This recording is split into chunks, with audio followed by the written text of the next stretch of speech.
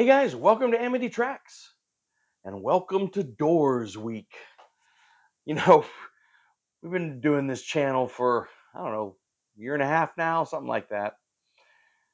And I don't know, I've like saved certain bands.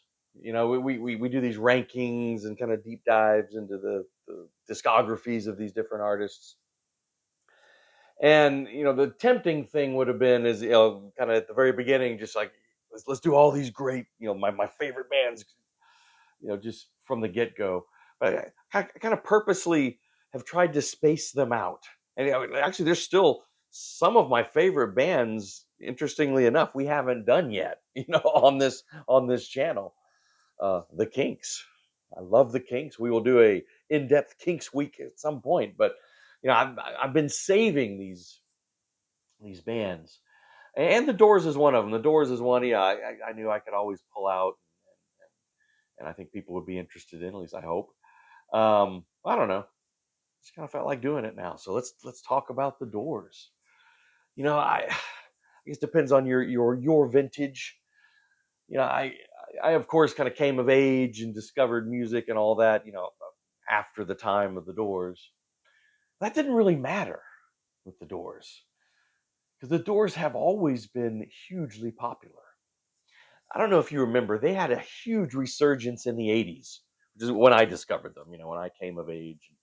There's this great editor can dig it up, but Rolling Stone magazine put Jim Morrison on their cover. I think it was sometime in the '80s. Editor can find that cover.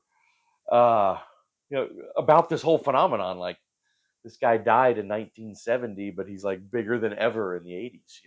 I mean, just I don't know. There's something about the Doors that really it's a neat trick because their music very much is sort of tied to their era, but it also transcends their era.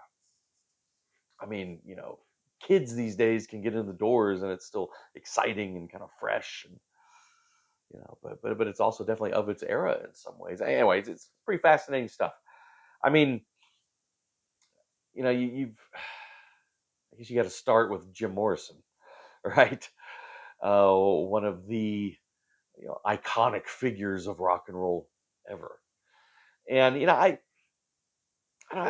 think maybe with some of you too. I've kind of interesting over the years gone back and forth on Morrison. When I first discovered them, I mean, worshipped him, the cult of Jim Morrison. Like by the time I got out of middle school, I kind of felt that some of his poetry, especially and all that, was a bit adolescent, and I don't know.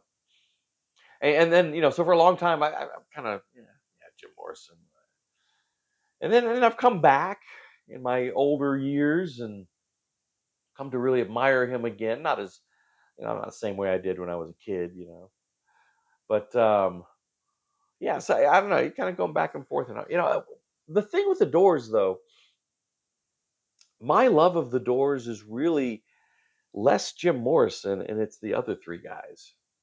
Ray Manzarek on keyboards, handling a lot of the bass, with pedals and all that kind of stuff. Although, to be honest with you, even from the early days, the more you read about their recording sessions, they had bass players in the studio with them, kind of laying down those parts.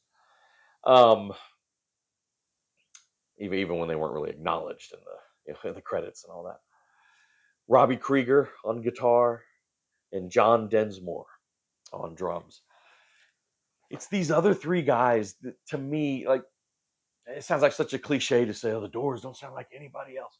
They don't. They really don't. There are other bands who came later who kind of try to echo some aspects of them, but no one sounds like the Doors. And really, the musicianship of those other three guys, the unique sound that they made, that I just still love. Whether I'm enjoying or not whatever Jim Morrison's putting down at the time. But no denying, Jim Morrison is, one of the sort of rock idols, of that era and any era, really. All right. So we're going to do it. I'm going to rank the Doors albums. Fortunately, it's not that many. So, yeah, it's not that hard. It won't take that long. So we're going to split this in two episodes like we usually do. So this episode we'll rank the Doors albums, my favorites, least to most to most favorite, and then the next episode we can kind of dive into the myriad compilations out there. There are a ton, the live albums, all that kind of stuff. So this time we're going to focus on studio albums. Now there's a question of what to count, because there is a core Doors discography of 6 records, right? And I've watched a lot of other rankings, and there are a lot of people who do the rankings and just rank those 6 records. I don't know. I'm gonna go with the 9, because you got that core discography. Then you have the 2 records that the 3 of them released after Jim Morrison died. Kind of tried to carry on for a little bit. I'm gonna include those. That's the Doors, and then I'm gonna include American Prayer, right? Which well, I'll kind of explain what that is when we get to it, because that was sort of a unique thing too. Well, I guess one last thing before we get going, you guys, again, if you're of my age or whatever, I'm sure you read this, right? This salacious, I don't know how true it is or not, but fascinating biography of Jim Morrison. No one here gets out alive. I don't know. This was just sort of a touchstone in my youth. You guys have this book? It's pretty awesome. Yeah, Jerry Hopkins and Danny Sugarman wrote it. It came out like 1980 or something, so it's been out for a while. Anyway, got to show that, right? Okay, well, let's do it. So, as I told you, I was going to include the 3 beyond the core discography. Shouldn't surprise anyone. Those 3 are my 3 bottom ones. So we can talk about them quickly. I do. So at 9 and 8, just kind of talk about them together a little bit. I've got Other Voices. Well, I've got Other Voices at 9 from 1971. I don't have a physical. I burned one off of iTunes at one point, but editor can put the album art up here. Other Voices from 1971 is my number 9. And I can just kind of address both of these albums together, because I'm going to talk about the other one in a second. But yeah, so Jim Morrison dies July of 1971. Yeah, July 1971. And the other 3 guys kind of don't know exactly how to carry on, right? But they decide they're going to try. Now, there was a lot of talk, I think that book addressed it, and I've read it elsewhere, of trying to pull in another kind of really distinct, charismatic lead singer. I know there was some serious talk of getting Iggy Pop to come in. That would have been pretty fascinating. Have Iggy Pop take over the lead singer duties in the Doors. That would have been really cool. Anyway, I don't know how far those discussions went. But anyway, they ended up just sticking together as a trio. And with Ray Manzarek and Robbie Krieger sort of taking on the vocal duties. Neither of them are very engaging singers. These 2 albums, to me, are fairly uninspired. And so it makes sense that I'd have them at number 9. I've got Other Voices at 9, and I've got Full Circle from 1972 in the 8 slot. And the only reason I've got Full Circle a little bit ahead of Other Voices is I still do enjoy the song The Mosquito, with the immortal lyrics, "No me moleste, mosquito, just let me eat my burrito." Genius.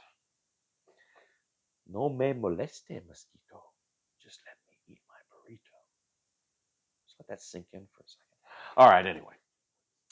Coming to number 7, I do have An American Prayer. So, here is my vinyl copy of American Prayer. Whoa, where's the cover? There's a more traditional picture of Jim Morrison. I always like that picture too. This is the actual inside, part of the gatefold inside. Well, here's the CD version. Here's what the cover actually would look like if I had the cover on here. The reason I don't have a cover on here is, in my middle school days, I took a pair of scissors and cut it off, and I think that cover was taped into the inside of my school locker. So, anyway, here, An American Prayer. This is, should I say, interesting? Yeah, it's interesting. Um, it's spoken word, never intended to be like a release, under the name of the Doors. Jim Morrison went in a couple times, I believe. I know one night was on his birthday in 1969. As many of you know, Jim Morrison fancied himself a writer, a poet, beyond, you know, writing lyrics for songs.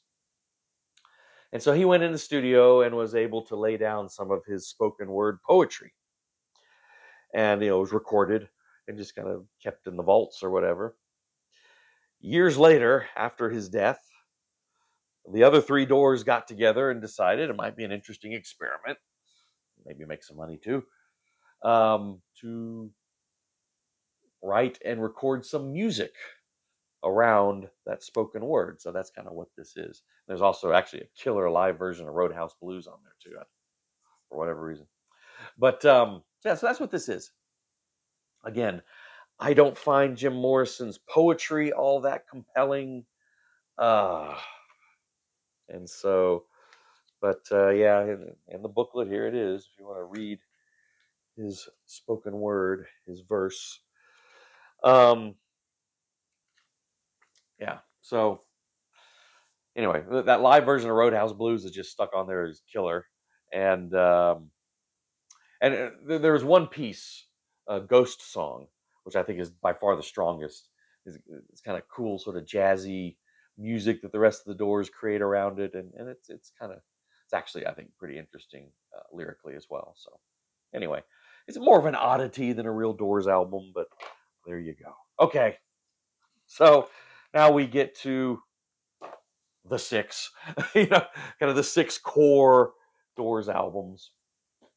And here is my ranking of those. In the number 6 slot, we have The Soft Parade from 1969. I saw a very cool gatefold art there. This, I think, often falls at the bottom when people are looking at these six. It's funny, because I hadn't listened to this in so long, but I just put it on, this last day or two when I was kind of getting ready for this.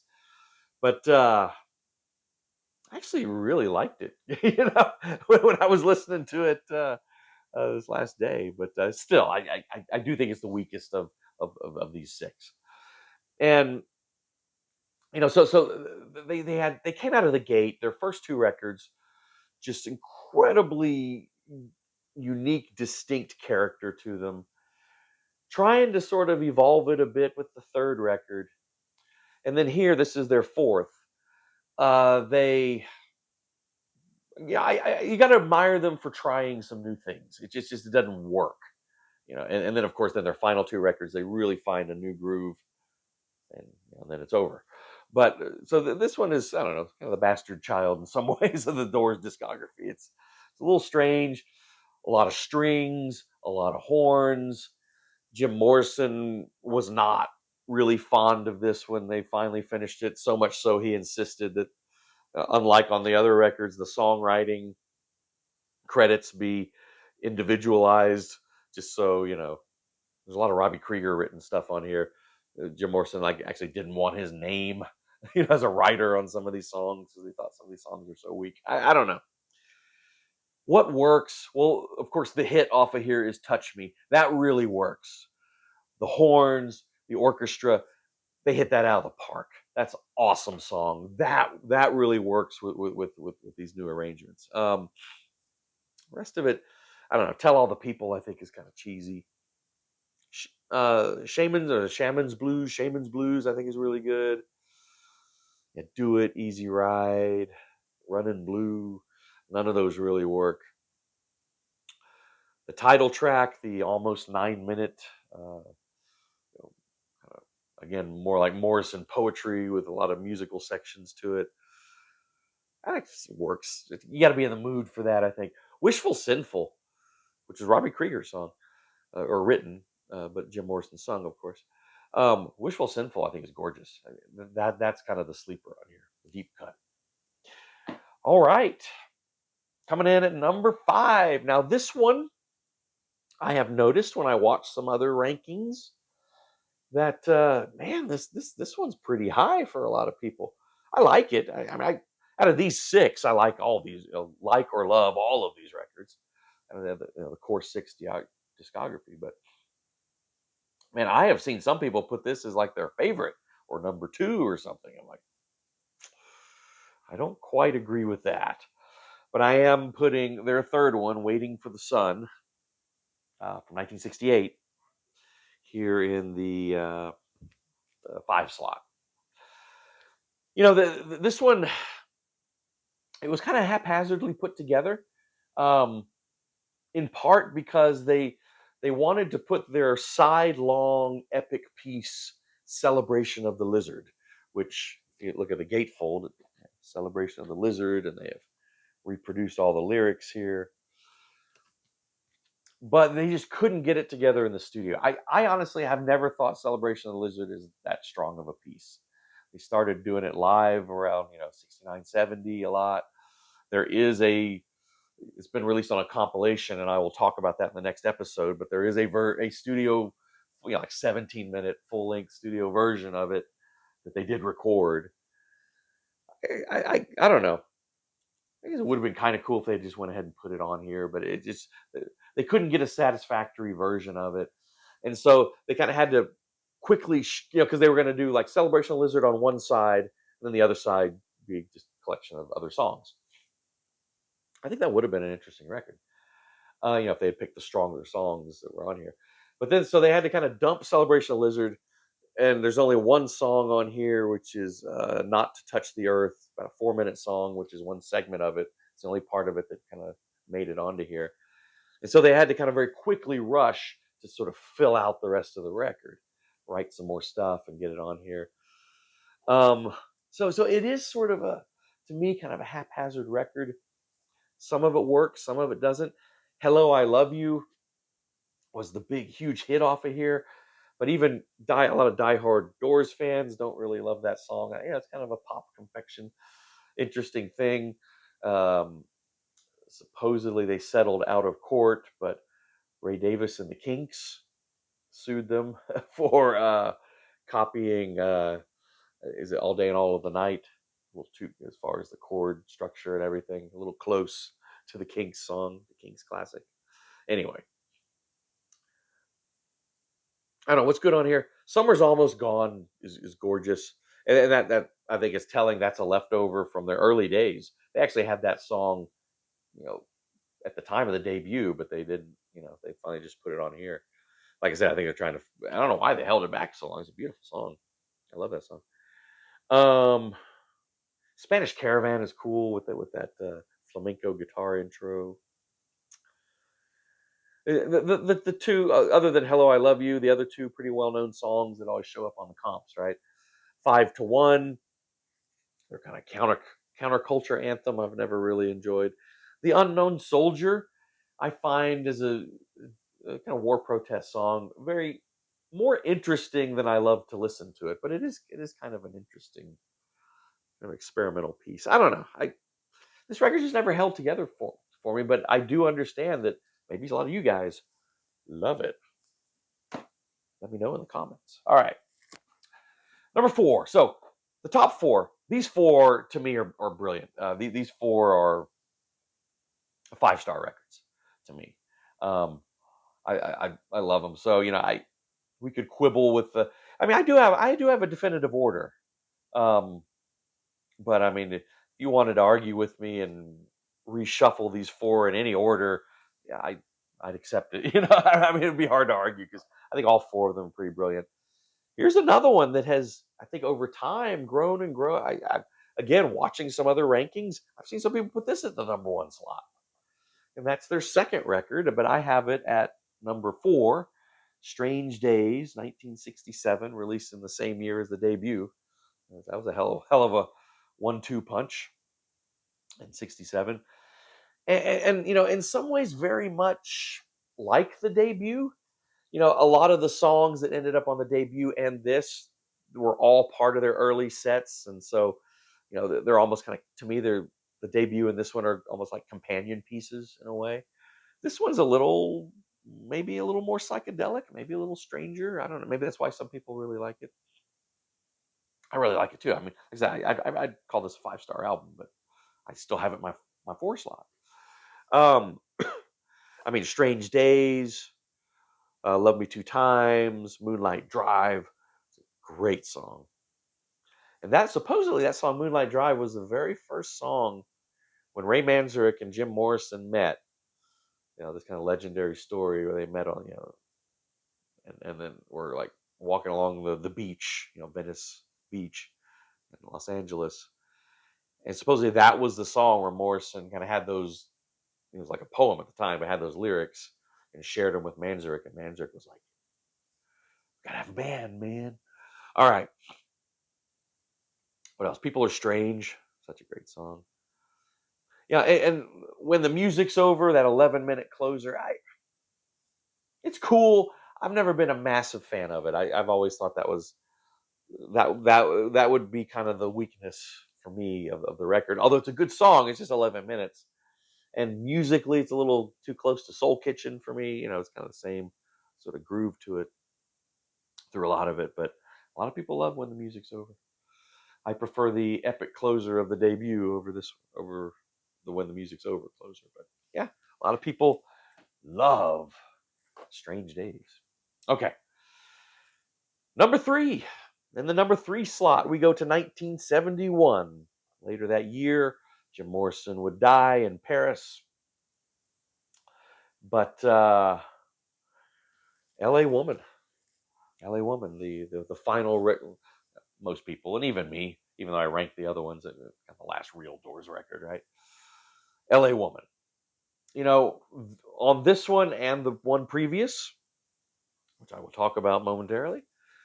Um, yeah, it is really kind of more recently, in the past several years, as I've thought about it, I admire them more and more.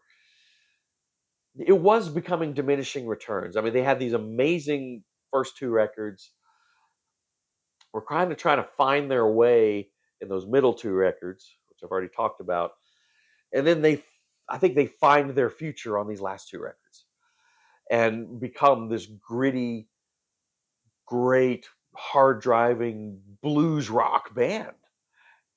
And they're really good at it, but still have some interesting touches in there, some jazz influence on there. And this is a hell of a way to go out. I mean, so strong. Jim Morrison's so weary on the. You listen to his singing. I don't know. He's 27. He died when he was 27. The dude sounds like he's in his 50s or almost 60 or something on some of these songs, but in a good way. Just really sort of world weary, and it just fits this music so well. Man, it is so good. The Changeling is really interesting opener. Love Her Madly, fantastic single on there. I've always loved Been Down So Long. Been down so goddamn long. I mean, it's just like, and you feel it. You feel it. L'America was always interesting to me. Hyacinth House, that's always been a favorite deep cut of mine. It's a beautiful song. But Love Her Madly was a single, but the 2 songs that everyone knows off of this record, I think, are the best songs. 2 of the best songs in the Doors' entire catalog. Both of them, in the 7 to 8 minute mark. L.A. Woman, the title track, is just God. That's such just this amazing ode to the underside of their beloved Los Angeles. It's just so good. And then Riders on the Storm, which I love. Oh, that bass in there, and then just those jazz keyboards from Manzarek. Yeah, just this is it's sad because if Morrison had been able to kind of get through and survive, and they had been able to kind of go on and do some more stuff in this direction, God, I think they had some really great music still in them, because this is strong. Coming at number 2, I have the one that came before that, 1970s Morrison Hotel. There they are. Excuse me. where they first really kind of delve into this new kind of blues rock sound. And man, it's good. It's just such a great songs on here. I don't know, man. I love this record. I really love this record. I don't. I mean, the only reason it's not number one because the number one. Well, you know what's left. I think is just one of the key records in all of rock history. But this is so strong. I mean, opening with Roadhouse Blues, like just this declaration of like, this is what we sound like now. And a new, coming off a Soft Parade, opening with Roadhouse.